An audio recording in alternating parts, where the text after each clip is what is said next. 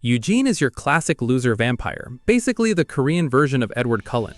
He spent his whole life hiding until a squad of knights finally caught up to him. It looked like this was the end, but somehow this blood-loving freak got a chance to start over from scratch. He swore he would change his fate once and for all and never end up in another stupid vampire movie again. So he basically went and got a full vampire glow-up and turned into the hottest bloodsucker in the world. After that, all he had left was to get revenge on his enemies and uncover the truth behind his origins. Now let's break this story down in more detail. Tonight, the dark forest is crawling with vicious knights. Over the past few weeks, they've searched every bush in the area just to finally track down this bald bastard. The Holy Knight doesn't even try to hide his excitement. He loves watching supernatural creatures bleed out. Today, our classic loser vampire Eugene screwed up badly. He went out to buy some blood nuggets and ran into his greatest enemy at the checkout counter. There's no point even dreaming about victory. His opponent is way too strong. So Eugene doesn't stand a chance. In the end, the blood he loved so much splattered everywhere. The story of this completely unremarkable vampire ended in a pathetic death, and you'd think that would be the end of it. But fate turned out to be surprisingly kind to him. He got a chance to fix everything by going back a little in time. Honestly, it's hard to understand what he did to deserve this kind of luck. Maybe he agreed to play Dracula in some new Hollywood movie. Long story short, he cheated death, and now he knows exactly what's about to happen to him. That opens up a world of possibilities, and from the looks of it, he's not dumb enough to waste this chance. When the universe smiles at you, the only thing left is to smile back. His whole life, he was weak and useless. The Holy Order had marked him as a target long ago, and Eugene's life turned into a living nightmare. For 12 years, he couldn't even dream about drinking proper human blood. The best he could hope for was animal blood. But now he's been given a chance to grow stronger and choose a different path. That's exactly why he decided to take a risk and come to this swamp. At first glance, this place looks quiet and peaceful, but that's nothing more than an illusion. These cursed waters are the home of the thing they call the ruler of the forest, a true giant with the teeth of a devil. At first glance, it looks like Eugene has completely lost his mind. Why would he try to die again after getting a second chance? Because vampires absorb the power of the creatures they kill. If he really wants to change his fate, he needs to kill something insanely powerful. And there's nothing in this forest stronger than this titan. Until now, he spent his life hiding in the shadows, which made him fight awkwardly and without confidence. Doubt and hesitation quickly turned everything into chaos. His sword shattered like sandcastles. The plan that looked perfect went straight to hell. That's what happens when you go on missions without preparation. Now this giant crocodile is about to swallow him whole. The beasts living inside demon zones are often called wanderers. They roam these areas fighting and growing stronger. Some wanderers carry magical stones that grant special powers, and this giant monster clearly has one of those stones. If you take that precious crystal, you can basically become an absolute beast overnight. But doing that is much harder than it sounds. The crocodile was already prepared to swallow its innocent prey, but Eugene refused to let go of his second chance. If fate handed him a miracle like this, then he's done being some spineless coward. No matter how hard it gets, he's going all the way. If this guy managed to claw his way back, then nothing's stopping him now. So in the end, Eugene bit into the giant monster and started drinking its blood. The effect on his body was immediate, and deep inside the crocodile's throat, a crystal finally appeared. All he had to do was grab it, and his life would never be the same again. In the end, Eugene actually pulled it off, and the swamp of the wild forest finally grew quiet.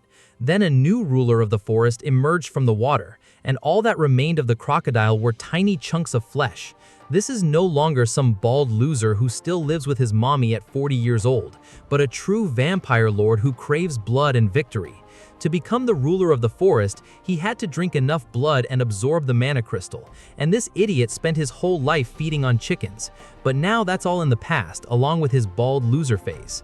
The previous ruler of the forest constantly attacked humans and caused endless trouble.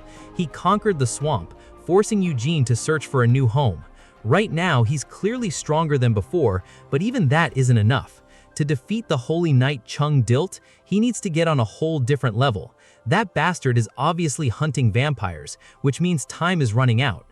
As Eugene was thinking things over, the former ruler of the forest suddenly appeared nearby.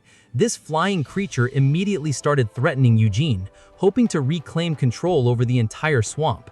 At first glance, Miriam might look dangerous, but honestly, he's about as threatening as Tweety from the old Warner Brothers cartoons.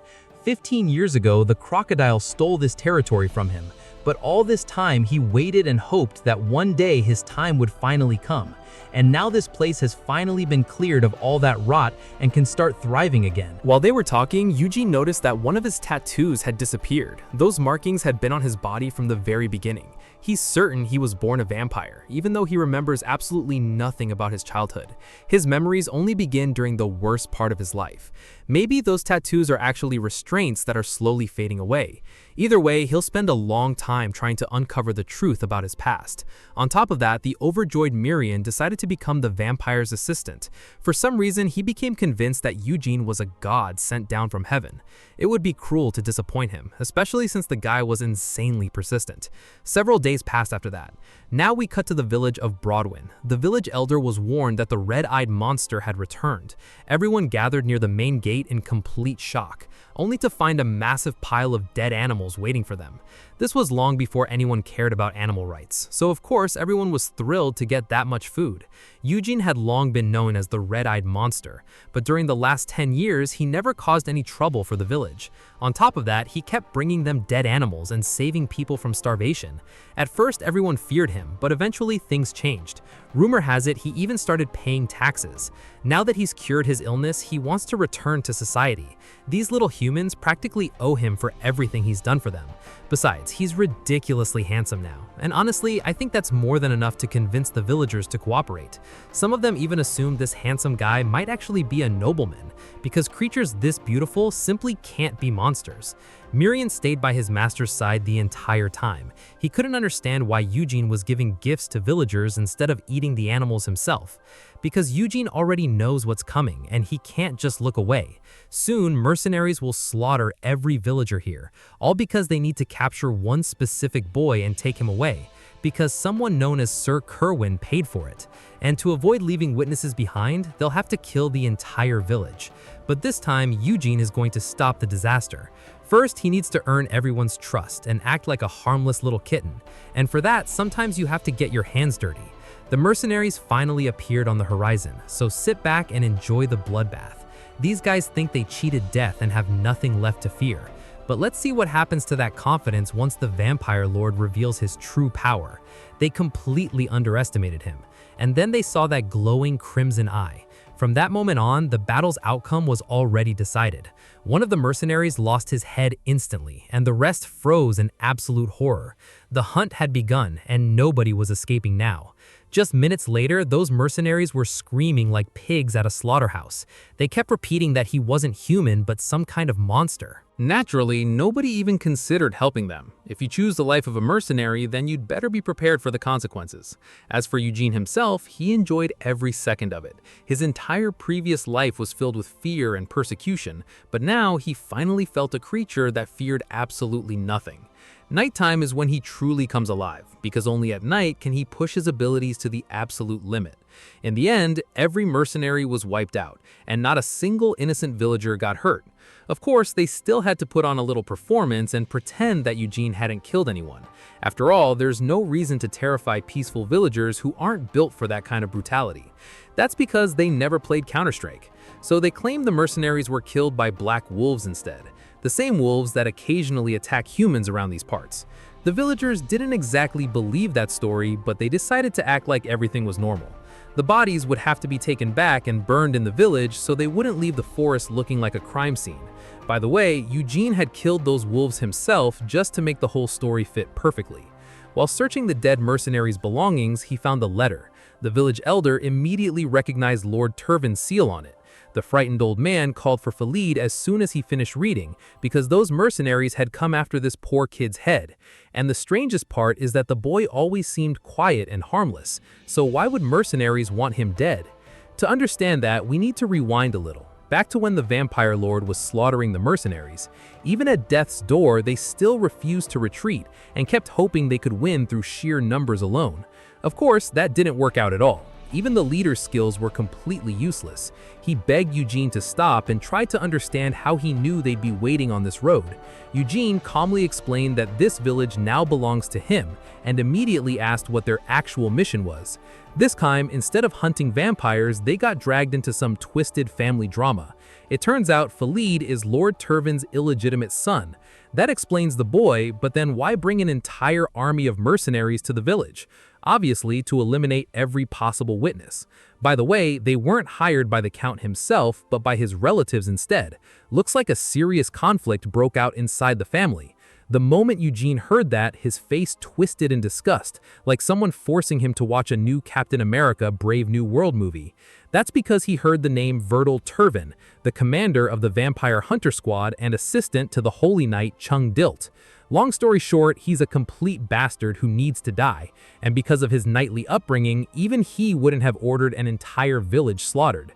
That was their own decision, and that's exactly what led the Paladins to Eugene in his previous life.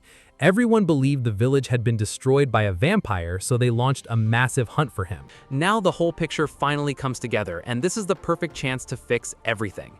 And the first step is killing every last one of those heartless mercenaries. Creatures like them don't deserve to stay alive. Eugene's actions ended up attracting some unexpected visitors, a pack of dark wolves hungry for fresh meat. Then, of course, he killed them too, and the rest is history. The elder finished reading the letter and explained why the mercenaries had come. Apparently, the boy named Khalid was supposed to be taken to the Count's castle. Eugene has to protect him, and honestly, he doesn't seem to mind at all. Most likely, he already thought this through from the start and even came up with the perfect cover story. Eugene introduced himself as a noble knight from the ancient and wealthy house Eugene. Naturally, everyone was shocked, including his own personal assistant. But sometimes, if you want to put on a convincing performance, you have to sell a few lies. The entire village was already in chaos because of the truth about Khalid, which means the smartest move was shifting everyone's attention elsewhere. The villagers kept trying to thank him, but Eugene refused to hear it. They gave him a separate house and a place to rest. By the way, vampires can use an ability called skin reinforcement. It works like dragon scales, blocking sunlight from touching the skin. Tricks like that allow them to move around both day and night. But to completely cover himself in scales, he'll need to grow stronger again and consume a powerful enemy. His assistant finally asked him directly about his goals. The vampire lord had spent years hiding in the forest, and now he was suddenly helping everyone in sight. Eugene wasn't about to show his whole hand. He only explained that he wants revenge on his old enemies, and maybe even uncover the secret behind his own origins. To achieve that, he'll have to earn the trust of the nobility, and those nobles are now practically ready to worship their new knight. Just a few minutes later, Eugene finally met Khalid. At first glance, the kid honestly seemed decent. Eugene plans to use him as his way into noble society and finally stop hiding in the woods like some cornered stray. Together with the boy, they set off on a long journey. Of course, this vampire doesn't know how to read or write, so it would be nice if Khalid could teach Eugene the basics. After all, if a vampire lord wants to become a nobleman, he needs to be able to read. Naturally, Khalid was shocked that an experienced knight couldn't read or write, but Eugene knows how to earn trust and isn't planning to rush things. He might even have to ask Mirian for help with that. Mirian immediately made up a story about Eugene saving him in the dark forest.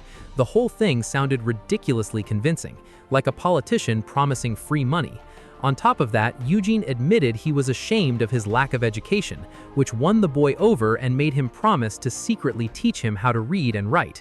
They got so caught up talking that they completely forgot to stay alert, and in times like these, one mistake can cost you your life.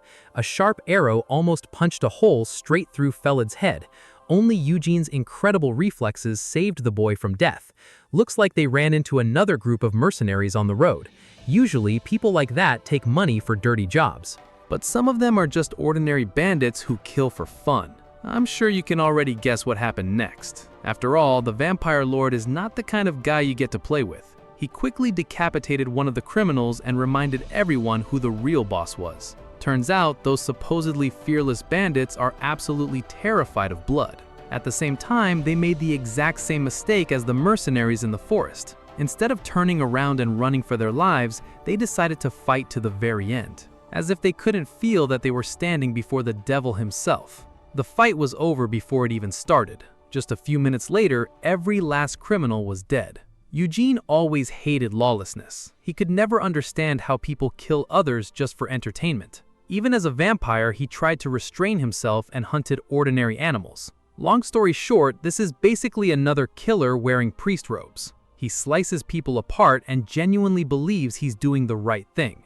I honestly don't even know how to judge that, but personally, I'm all for it. After the small bloodbath, they continued their journey, and very soon they finally reached their destination. The city streets were packed with people and noise. At the local market, you can buy absolutely anything as long as you have enough money. Rumor has it the greed of the local merchants has gone completely off the charts. You could lose your last dollar here without buying anything worthwhile. Eugene has serious money problems while pretending to be a nobleman.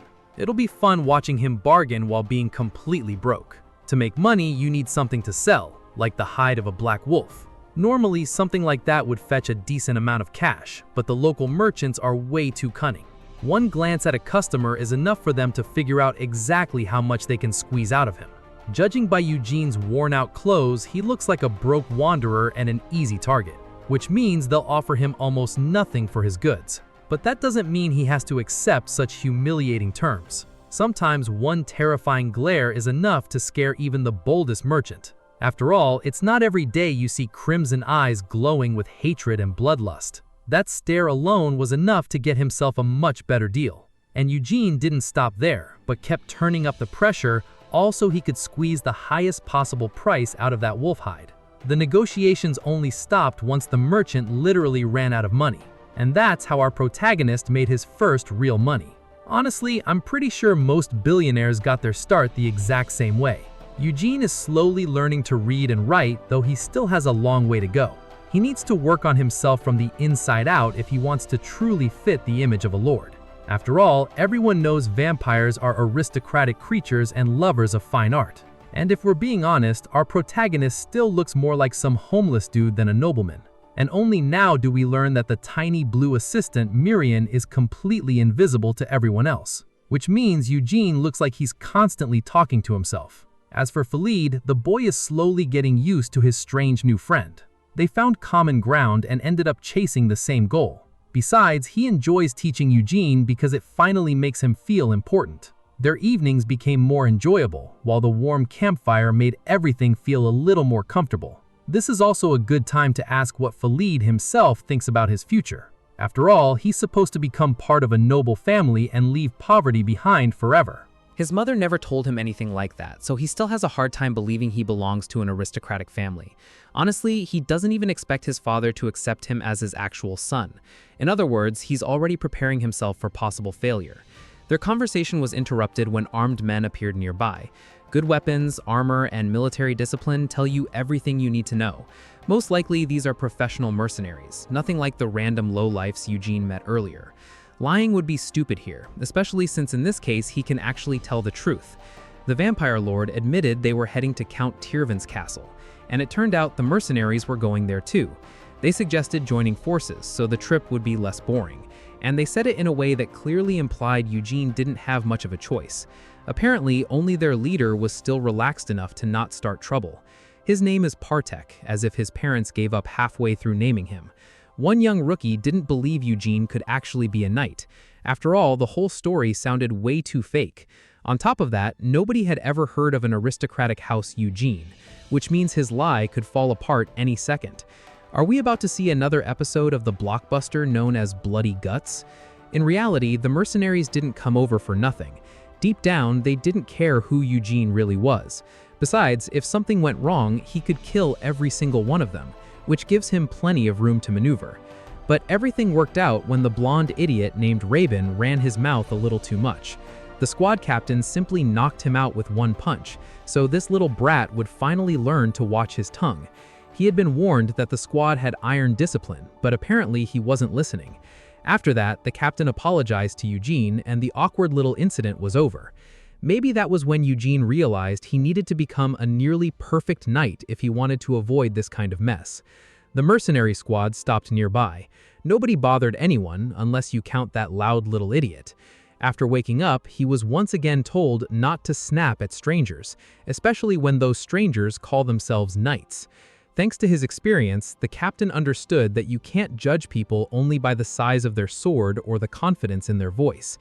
He immediately noticed that Eugene was wearing a high-quality cloak made from lycanthrope hide, and if he can read a letter, then he's literate, not some random village idiot.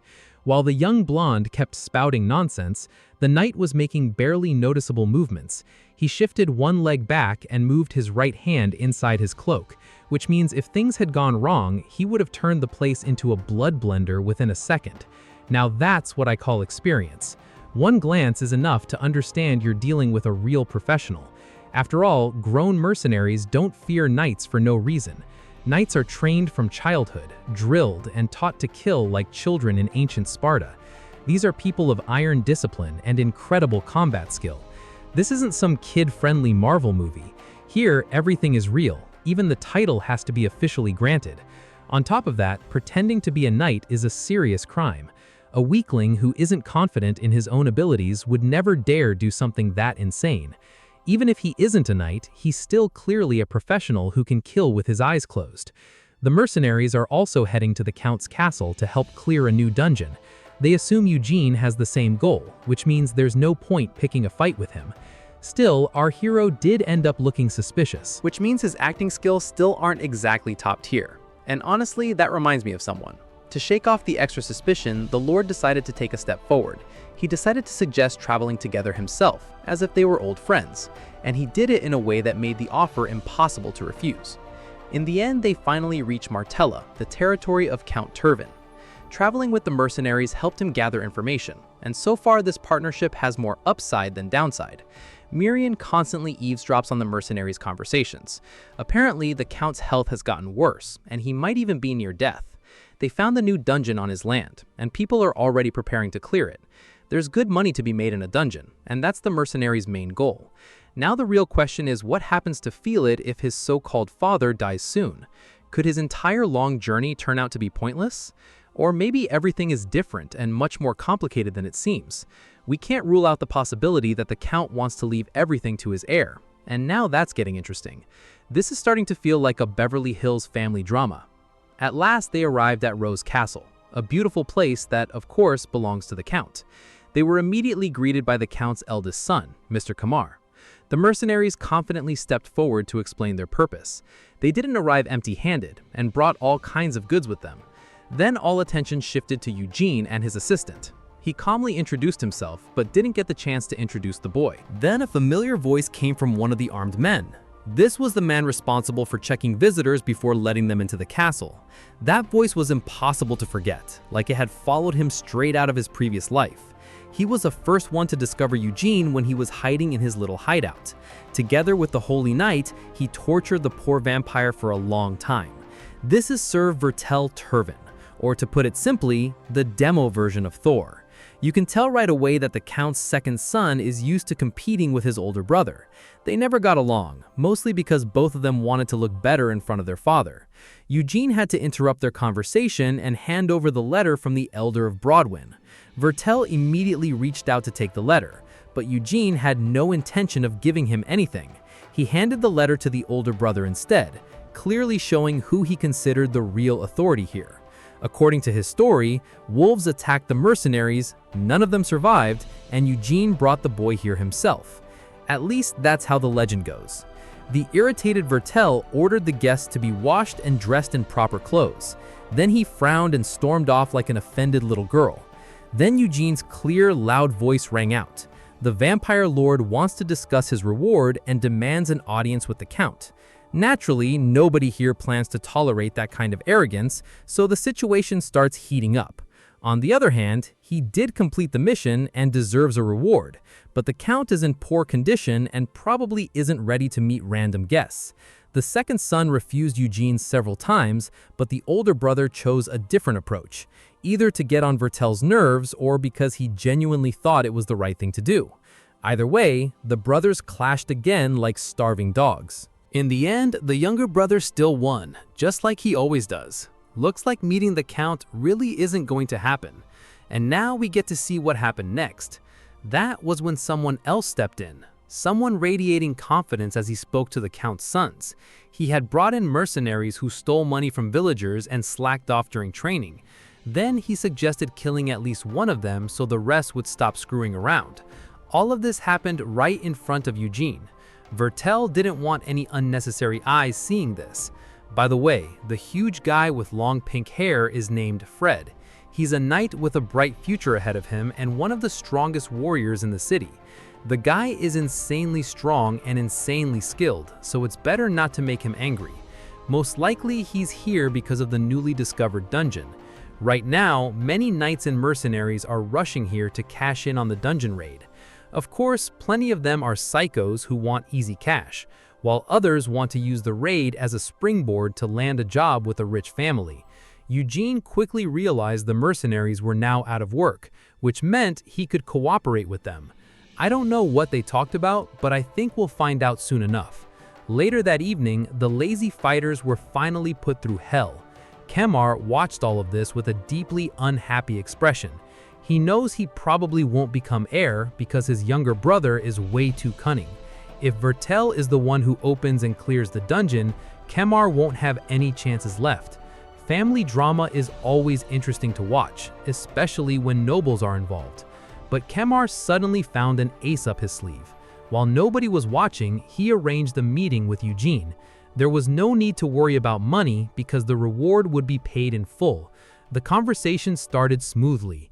The vampire lord wasted no time taking advantage of the moment. He came here to make a very specific offer.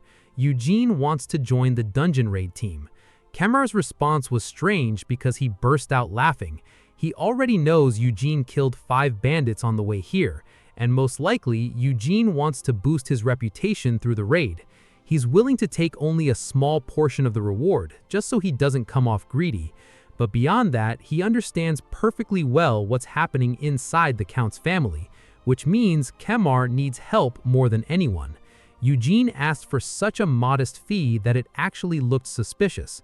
On top of that, he looked like a wandering knight, not a child from a wealthy family. Maybe he's the classic kind of knight who values honor and glory far more than money. And the vampire was manipulating Kemar beautifully by pressing right on his weak spots. Of course, he was hinting at the rivalry with his younger brother over the right to inherit the title, which means after a short conversation, there was no reason to refuse. If there's a chance to get ahead of his annoying brother, he has to take it. Besides, even a little money would be useful right now. And with Partek's help, they could sell mana crystals to a capital trading house for a nice profit. Mr. Dracula played that beautifully, but now he has to back up his words and clear the dungeon. Vertel soon heard the news and he didn't like it one bit. He hates when annoying outsiders get added to the clearing team. The furious Fred decided to jump into the conversation. He immediately made it clear that if anything went wrong, he would remove every rival from the board. By the way, this is where the raid team finally meets. The doors opened and Eugene entered the office together with the other mercenaries. By the way, I only just realized his mask was inspired by Zorro movies, while his hairstyle was stolen from Antonio Banderas. Now back to the story, where the younger brother is throwing a wrench into everything again. Supposedly, he can't bring someone on the team when he knows nothing about their skills. They had to explain that Eugene handled some dirty work on the way here and wiped out a gang of criminals south of the city. For Fred, those stories weren't enough, so he threw his sharp dagger at the masked stranger. And no, not the kind of dagger you were thinking about. Reflexes have never been a problem for vampires, so reacting was no difficulty, although any less experienced hunter would have died on the spot. For Fred, this was nothing more than entertainment that made him smile. He apologized for his rudeness and explained that he simply wanted to see the masked guy's skills. But one successful move wasn't enough, so he wanted something more.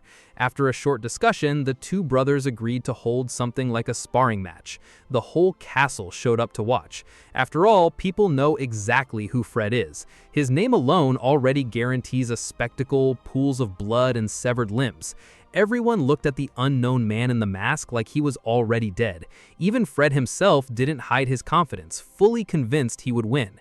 They decided to skip the pointless formalities and get straight to business. The judge gave the signal to begin and told them to show what they could do. Neither fighter wanted to sit back on defense, so they immediately clashed in the center of the training ground. Their blows were so powerful that they were thrown apart like two meteors colliding. Fred acted as if he felt no sense of danger at all and kept forcing his opponent to attack. Eugene isn't used to refusing offers like that. In his previous life, he spent all his time afraid and hiding, and he no longer wants to repeat those old mistakes. Now he has declared himself a vampire lord, and a vampire lord always goes all the way. Fred is deliberately allowing himself to be pushed back so he can test his opponent's strength. He used the same method in past fights that he ended up winning easily. To defeat him, Eugene needs to understand his fighting style and find his weaknesses.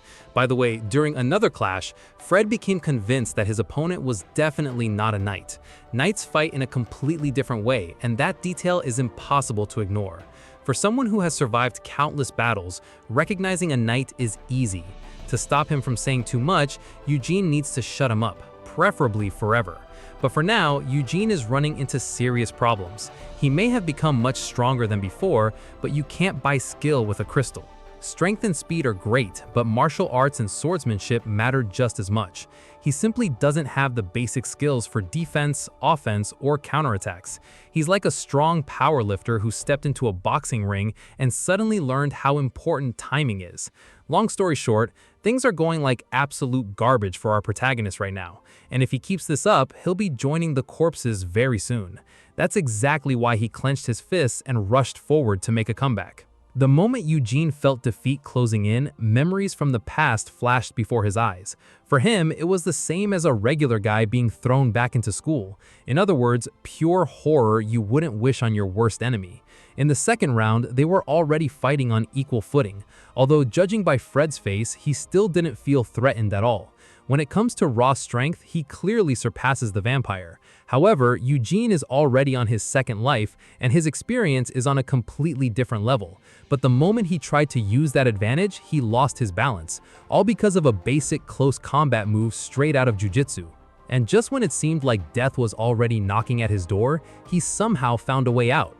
After all, this guy really knows how to fight at close range. He learns insanely fast and reacts perfectly in moments of crisis. In other words, he has all the advantages modern politicians are missing. A second later, his fist was inches from Fred's jaw, and the arrogant mercenary admitted defeat. The only problem is he said it way too late, when that rock-hard fist could no longer be stopped. The punch landed perfectly and sent Fred flying straight to the moon. Turns out, you don't need rockets or billions of dollars for that. Right after that, every spectator around them went completely silent. They couldn't believe the local legend had been crushed so badly. Even the judge didn't react right away, before finally declaring Sir Eugene the winner. Only the mercenaries celebrated, the same guys who didn't trust him yesterday and now called him brother. As for Fred, I think a therapy session wouldn't hurt him. After all, he isn't used to losing. By some miracle, he still got back up, as if the fight wasn't over yet. Fred rushed towards the vampire with glowing eyes full of rage. Everyone tensed up, and even Eugene felt chills run down his spine. And just when it seemed like we were about to see a revenge scene worthy of an R rating, Fred simply raised the winner's hand to welcome the newest member of the raid team. Anything could have happened before that fight, but nobody expected this. And of course, the biggest loser in this whole story was the Count's second son, Vertel. After everyone finished throwing punches, it was time to eat. Except, of course, the local cooks had no idea what the winner actually liked to eat. So instead of a beautiful, innocent girl with pasty blood, they served him some absolute garbage. Eugene tried his best to hide his disgust, but he wasn't doing a great job. From now on, he'll take care of his own meals and ask them not to cook for him again. He even had to yell at the local cooks and servants, while hinting that knights prefer proud solitude. From that day on, people started looking at him completely differently.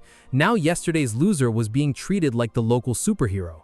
Even young women started staring at this ridiculously hot guy. And the most interesting part is that Fred decided to become Eugene's friend, as if he had finally met a worthy rival and respected him like a brother. He didn't seem to care whether Eugene was really a knight or not. Everyone who doubted him now saw him as a friend, and that was exactly what the vampire wanted. But as we know, the moment life starts going well, someone always comes along to ruin it. This time, that someone was Khalid, who came to visit his friend for the first time in several days. There was no hiding the fact that he had gone through horrible torture over the past few days. And I'm not talking about watching the She-Hulk series. I mean an actual threat to his life and real torture. His half-brother, Vertel, wanted to learn the truth about Eugene, and he knew exactly where to hit him where it hurt. The red-eyed knight was never supposed to arrive at Rose Castle and ruin all his plans. There had to be an explanation for this, and Vertel demanded clear answers. Unfortunately, his only source was the boy who was technically his half-brother. Every servant in that room could barely stop themselves from screaming in horror, while Khalid himself screamed non-stop, begging for anyone to help him. In the end, the Count's second son came up with a convenient idea. After all, this was the only solution, and it would also let him get rid of the body. Khalid was apparently released, and even allowed to meet his close friend. Sir Vertel wants Eugene to enter the dungeon that's about to open. As for Khalid, he was brought here to die, and now they're sending him into the dungeon. Most likely, the mercenaries sent to the village were never meant to bring Khalid back to this castle. They were supposed to kill him along the way and then get rid of the corpse. But thanks to the vampire lord, the boy now has a chance to crawl out of this mess. All he has to do is become the vampire's official servant, nothing supernatural. Basically the same as becoming a TikTok blogger. He's already 16, so he's free to choose his own fate. He can wait until someone kills him, or he can fight for himself until the end. A few more days passed after that conversation, and it was finally time for the dungeon to open. All kinds of fighters gathered here, preparing for the bloodiest battle of their lives. Mercenaries from all over the kingdom had been recruited by promising them huge riches. Very few of them understand that only a handful will make it out of this dungeon alive. Soon, the most hated character in this story showed up. Vertel came looking for Khalid. He looked around with obvious hatred in his eyes, and finally spotted the boy who had come to support his mysterious friend. Vertel didn't like that at all, and didn't even try to hide his anger. The demo version of Thor stormed over and started yelling at the 16-year-old, reminding him that Khalid should be at his post, not wandering around. But the boy completely ignored him, clearly hiding behind Eugene. The vampire remained perfectly calm, probably because every vampire is technically already dead. Then he grabbed Vertel by the arm and told him he was talking nonsense. I won't even explain how serious a violation of rank that is. After all, we're in the Middle Ages, even if it's a parallel reality, and the rules are still pretty similar. You can't send a kid into a dangerous dungeon, or he simply won't come back out. Vertel pretends he only wants to make his younger brother stronger and braver, although of course everyone understands that's a shameless lie. Eugene had to reveal that Khalid became his servant a few days ago, which means he now has a new daddy giving him orders. Everyone immediately grew tense as if waiting for a fight. If anyone lays even a finger on Khalid, Eugene will treat it as an attack. Naturally, that completely changes the situation, which means Vertel should shut up and shove his plans somewhere very uncomfortable. If he doesn't like it, he can always fight the vampire. If, of course, he wants to share Fred's fate. Kimar, as always, showed up at the perfect time. It's like he can sense pressure in the air and arrives right on time. Khalid had always been prey for a more experienced predator, and when he realized he couldn't escape, he found himself a worthy protector. The boy understood that if he couldn't become strong himself, he had to stand behind a stronger predator. In the end, he saved his life, at least for now. The scout reported that no escaped monsters were nearby, which means they can open the gate and start the party. The moment the mercenaries pushed open the dungeon gates, they were hit by the damp smell of death. One look at these guys was enough to see the fear on their faces. Only the most fearless warriors walked forward with confident smiles. Their raid was supposed to last about 4 days, assuming, of course, that anyone made it back home alive. Inside, everything was damp, cold, and miserable. Then, a swarm of goblins attacked the mercenaries. Goblins kind of remind me of Facebook moderation. They're always upset about something, and they stopped looking human a long time ago. Even Fred had a rough time in conditions like these, and no matter how hard he acted like he enjoyed tasting his own blood, nobody bought it. It wasn't exactly a pleasant sight. There were severed limbs everywhere, pools of blood and intestines scattered all over the place. And don't even think this is some Hollywood special effects scene. This is real hardcore. The terrified mercenaries had to be forced back into fighting shape because those bastards were already ready to run away and cry for mommy. After all, nobody properly trained these fighters beforehand, which means their preparation was basically non-existent. Still, Fred wasn't completely alone, and he had someone he could rely on. He was certain that Eugene would come to help when things got tough. But when things actually got difficult, the vampire lord simply vanished into the darkness. Naturally, everyone assumed the guy had run away after one little scratch on his cheek. But a moment later, strange sounds echoed through the cave. Then they found his mask lying on the ground. Fred immediately ordered everyone to cover him. He rushed into the dark cave in search of the mysterious knight. Turns out, by that point, Eugene had already killed every goblin in his path and found some strange flower. This idiot doesn't even know what a sacred herb looks like. Once everyone looked around, they were stunned by how strong this guy really was. Now they all felt ashamed because Eugene definitely wasn't a coward. Thanks to his efforts, they managed to stop the goblin attack. Then they could finally take a proper break and get some real rest. The younger mercenaries continued gathering mana crystals. After all, killing goblins is nice, but everyone came here for the money. That money will help Eugene turn into a proper aristocrat.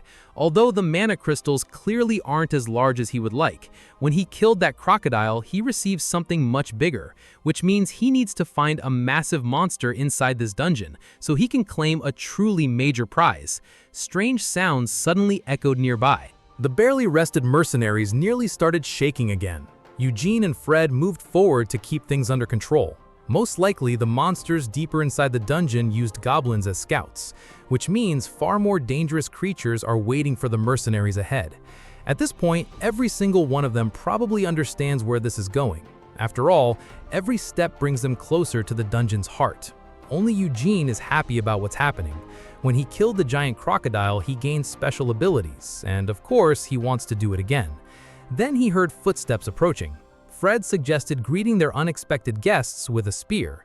As we know, vampires are very well-mannered and don't know how to refuse offers like that. Eugene threw the spear with so much force that it could have flown all the way to Mars if it hadn't crashed into a massive monster first. That kill marked the second phase of the dungeon clearing. Besides the standard goblins, they now had to deal with huge, fat goblins. These titans were clearly starving, but today they can forget about having a tasty dinner, because they're about to become a snack for the vampire instead. Everyone around froze while watching him work. It's not every day you see a man enjoying himself while covered in someone else's blood. And that day, they never forgot the knight they had admired for so long.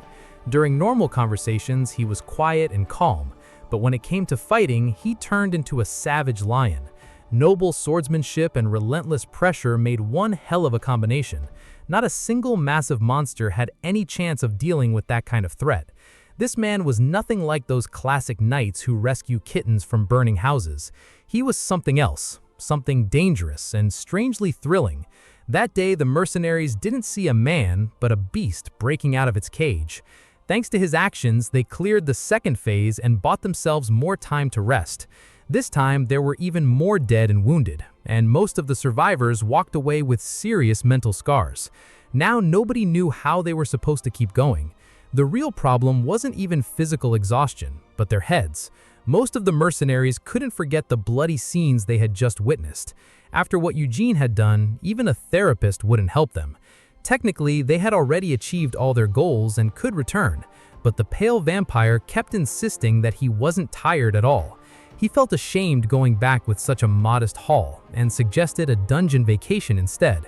Naturally, after that, everyone started seeing him as a lunatic. But if they didn't want to support him, he could continue the raid with his own team. Fred spent a long time thinking about whether to follow him or not. Meanwhile, Eugene had already gone deeper into the dungeon. Robin didn't want to go at all, but he was too embarrassed to refuse. After all, he's terrified of Eugene and his zero-mercy rage. Because of that, he didn't even notice when he stepped on a slippery spider, and that was the warning sign of the approaching spider army. These creatures poison their victims with venomous acid. It's definitely not Coca-Cola, but it's still very dangerous. There are so many spiders that even Partek suggests retreating. Did he already wet himself and get scared of having fun? As long as Eugene is nearby, they don't even need to think about death. This guy will always pull them out of trouble. The only problem is they usually get into that trouble because of him. But let's not focus on the negative, and instead enjoy the show. It's not every day you see 3 brave warriors stand against an army of monsters, although there's about to be one less warrior because Mr. Blondie is basically about to become Spider Dinner.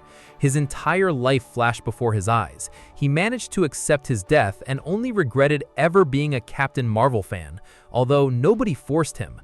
But then the night came to save him, the very same night he had just called a liar. And that's the beauty of life. Sometimes life completely flips the script. In short, the blonde guy escaped death, at least for now. A little wet underwear isn't the end of the world, especially when cave spiders were about to eat you.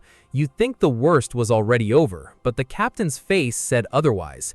Even among wandering monsters, there are special titans. Dungeon raiders always try to avoid them. Unfortunately, this time they couldn't avoid that kind of encounter. The mercenary captain managed to say every curse word he learned as a child in just 1 second. I obviously won't repeat them, but I think you already get the idea. Eugene ordered them to run and not look back. Not because he was scared, but because this was his prey. Nobody even tried to test his confidence. The mercenaries simply turned around and ran away, which means nothing would interrupt these 2 beasts now. Remember how Eugene kept saying he needed to kill a powerful monster to become even stronger? I feel like deep down he's already regretting that wish. Either way, he finally got his chance. And looking at this creature, he immediately remembered his first girlfriend. Without makeup, she honestly looked even worse, but that doesn't matter. Looks like the author doesn't want to show the bloody scene and skips straight ahead. And yes, we are judging him for that. Instead, let's talk about the second ability Eugene gained after killing the massive spider. It's called, very simply, camouflage. His first skill protects his skin and makes it tougher. With camouflage, he hides the scales, makes them look like normal skin, and resists sunlight. This makes his everyday life much easier. And it's all thanks to the gradual progress of the skill, which lets him enjoy the ordinary pleasures of aristocratic life. Smitten young women keep asking how he managed to destroy the giant spider. At this point, Eugene can basically be considered a local superstar. People admire his strength and beauty, making it clear he won't exactly struggle to find a bride. Rumor has it there must be elves somewhere in his bloodline. To Fred, that sounds completely logical. After all, how else would you explain his sharp eyesight and incredible hearing? Not to mention his absurd agility and supernatural strength. Now it's clear why this man is so powerful. Most likely, royal elven blood flows through his veins. Although with such a memorable appearance, it's strange nobody has recognized him yet. Eugene tries to stay as honest as he can, even though of course he fails. But thanks to his attractiveness, winning people's hearts isn't difficult for him. Maybe that's one of the main talents vampires have, or maybe people simply see what they want to see. Back to his new abilities. After absorbing the monster's core, he gained more than a skill. Another tattoo disappeared from his body. That unlocked a small piece of his memory, and his lost memories slowly started coming back. He felt someone's gentle hands, an unfamiliar scene, and the ringing of countless bells. He also remembered strangers staring at him and a beautiful woman who was always by his side. It's unclear what this memory is or whether it even truly belongs to him. Maybe this vampire's secret is much darker than it seems. Either way, now isn't the time to space out and think about the past. He needs to focus on the present and keep following the plan. But that's hard to do when the only thing you remember is your own name. Every normal person has a family and childhood memories. Everyone except Eugene. Most likely, if more tattoos keep disappearing, he'll eventually remember everything. And honestly, he's even afraid to learn the truth about his own life. News of the conquered dungeon quickly spread throughout the entire castle.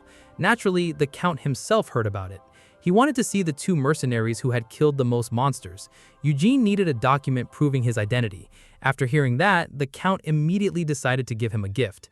Now his status as an aristocrat was confirmed, and those annoying little problems were finally behind him. As for the Count himself, his health is obviously terrible. He's terrified of leaving his inheritance to his second son, whose ambition has no bottom. A ruler has to be rational, and above all else, he has to lead people, not just obsess over territory. The eldest son understands that perfectly, but there's no guarantee he'll be able to keep power in his hands. Many grieving people gathered here because the Count's death was near, which means he probably ruled better than most.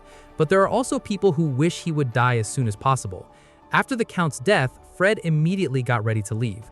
Honestly, he hoped Eugene would do the same, but this pale vampire decided to visit the dungeon one more time, as if it were some quiet, peaceful place, like a kid's sandbox.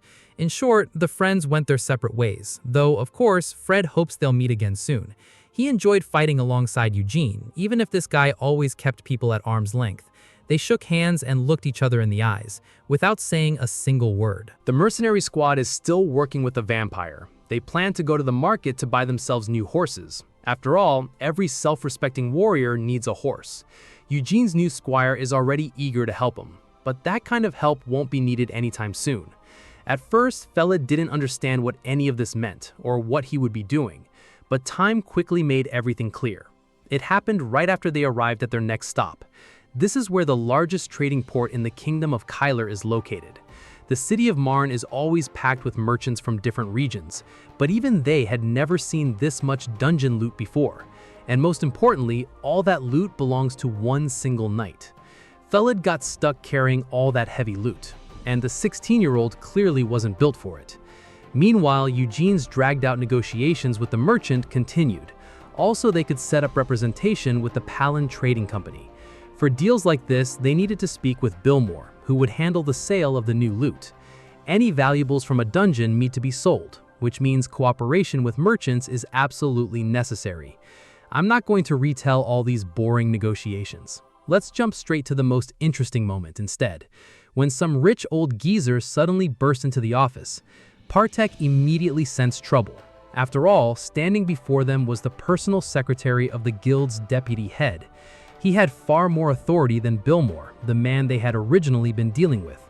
Most likely, the secretary wants to snatch the sales deal for a lower price. After all, in trading cities, everyone thinks about money and nothing else. News about Eugene spreads faster than wildfire.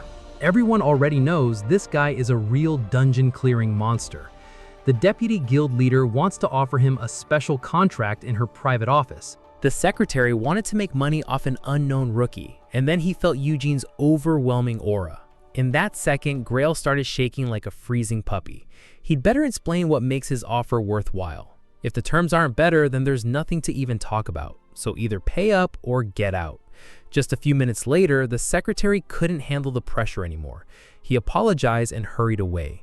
After that, even Billmore didn't think about bargaining, which means he had no choice but to agree to Mr. Eugene's price.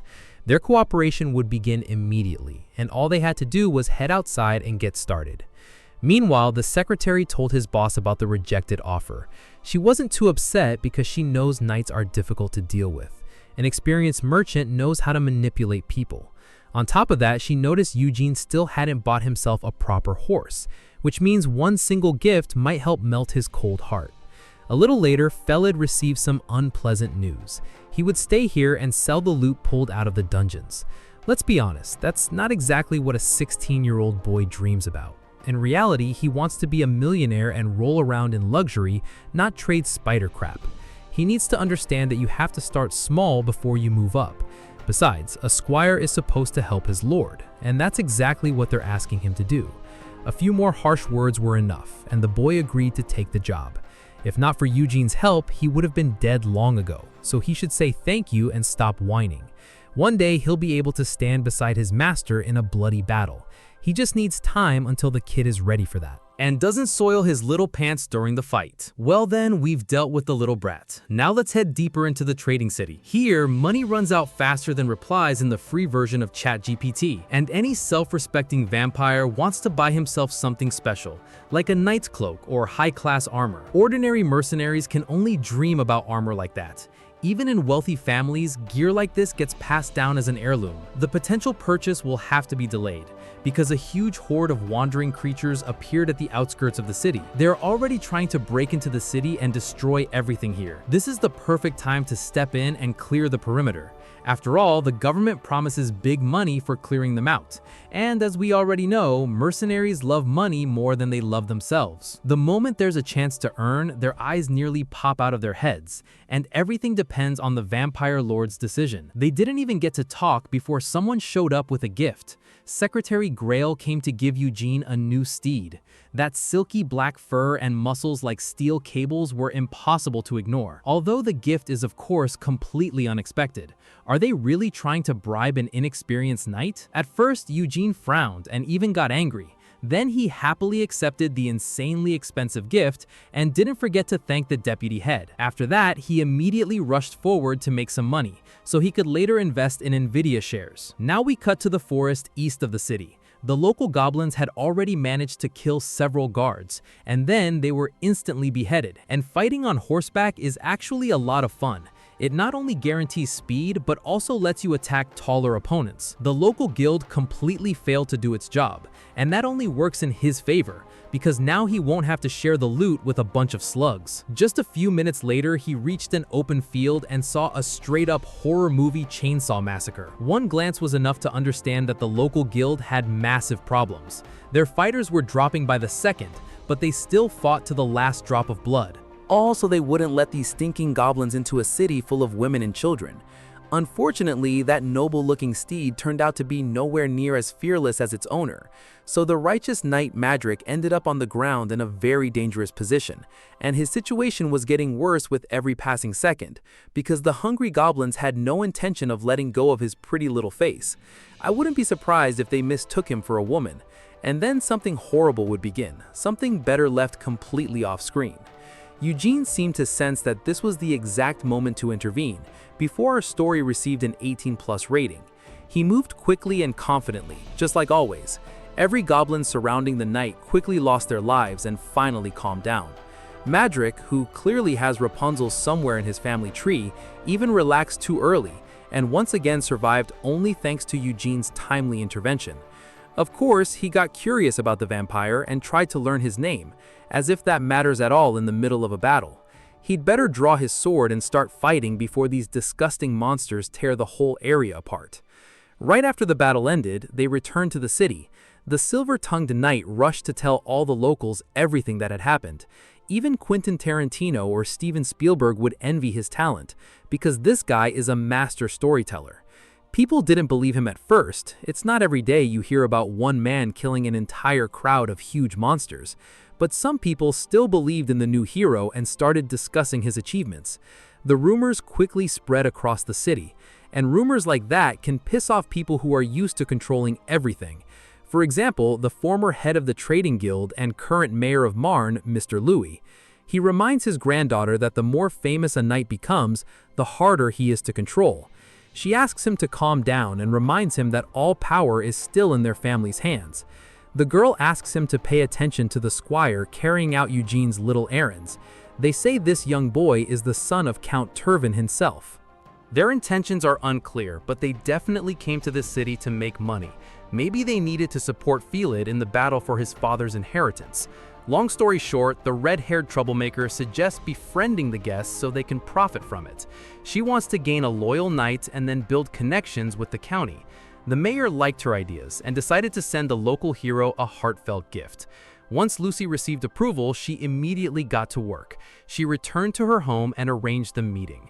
A thirsty man looks for water, but a merchant acts completely differently. He digs a well and waits.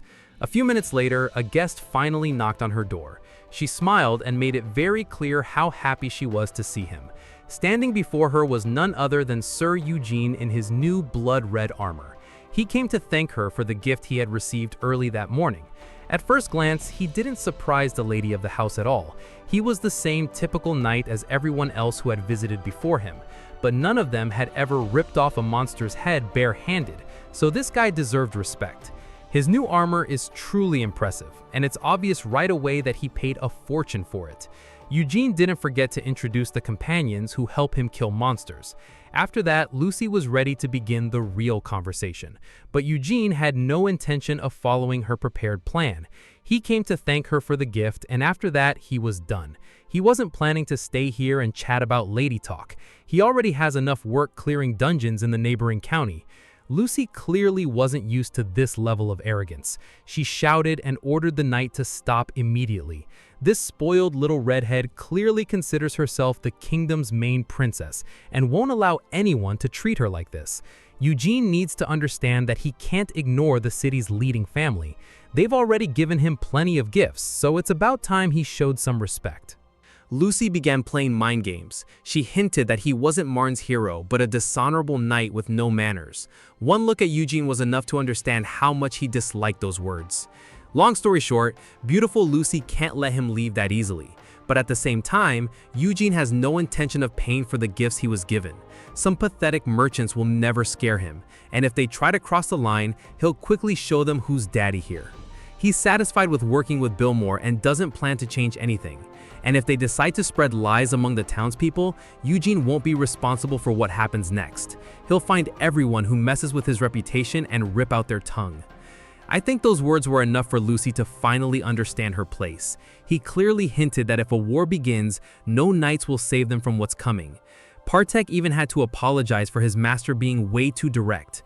After all, Lucy should have started the conversation with a different tone. Then everything would have been fine. Everyone expected the conversation to end there, but Lucy couldn't help herself. She asked Eugene to stay a little longer, at least for 1 minute. Also, she could apologize for the disrespect she had shown and make up for her mistake. I really hope they show us exactly how she plans to make up for it, because I'd gladly watch that. Lucy decided that simple words would be enough to settle everything. She promised that nobody would fight a good knight who helps the locals sleep peacefully. After all, playing grown-up games with this man is far too dangerous, especially considering what he can do during battle. That approach worked immediately, and Eugene decided to stay and hear what they wanted from him. But he warns them right away that the offer has to be worth his time. And that's how conflicts are resolved. After the conversation, everyone walked away completely satisfied. Our hero received a very profitable contract from the trading guild. Now he can clear all nearby dungeons, something even experienced mercenaries can't always do. This is probably the first case like it in the city of Marne, at least in the last 10 years. It's quite possible that this is even more profitable than working for some aristocrat. The conversation was interrupted when some stinking drunk said that fancy clothes don't make a man a knight. He had just finished his 3rd bottle of rum and thought he was on Hulk's level. Eugene tensed up a little as if deciding what to do next, but no fight breaks out. As for Mr. Kamar, he's as friendly toward Eugene as always. Another dungeon raid starts today, and he warns him about the danger. Vertel hates Eugene, which means he'll definitely try to stab him in the back. His thugs have been ordered to act as bloodthirsty as possible, which means during the raid, they'll be even more dangerous than the monsters around them. Maybe that would scare an ordinary knight, but not Eugene. He looked down at all these alcoholics like they were trash. He knows perfectly well that he'll be the one commanding the dungeon clearing, and if someone refuses to listen, he'll have to hand out brutal punishment. He knows Vertel's mercenaries will be looking for a chance to kill him.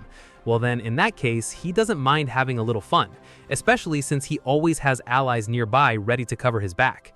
As they went deeper into the cave, they started running into monsters more often.